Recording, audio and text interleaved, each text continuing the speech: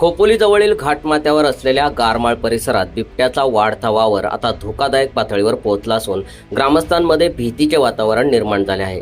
काल सकाळी मॉर्निंग वॉकसाठी गेलेल्या दोघांसमोर अचानक बिबट्याने उडी मारल्याने एकच खळबळ उडाली आणि धावाधाव सुरू झाली।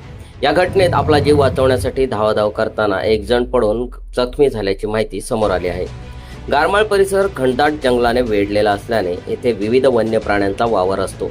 मात्र गेल्या काही दिवसांपासून एक मोठा बिबट्या सतत या परिसरात दिसत असून तो आता थेट लोकवस्तीच्या जवळ येऊ लागला आहे। गावाजवळील मुख्य रस्त्यावरही बिबट्याचा वावर अनेकांनी पाहिला आहे। विशेष म्हणजे 2 दिवसांपूर्वी गारमाळ रस्त्यावर बिबट्याने तब्बल 10 मिनिटे ठाण मांडून बसल्याची धक्कादायक घटना घडली होती। त्यामुळे येथील नागरिकांमध्ये भीतीचे सावट अधिकच गडद झाले आहे।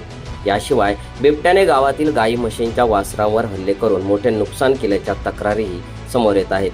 दरम्यान या गंभीर परिस्थितीची वनविभागाने दखल घेतली असून खोपोली वनविभागाचे अधिकारी भगवान दळवी यांनी ग्रामस्थांना सतर्क राहण्याचे आवाहन केले आहे।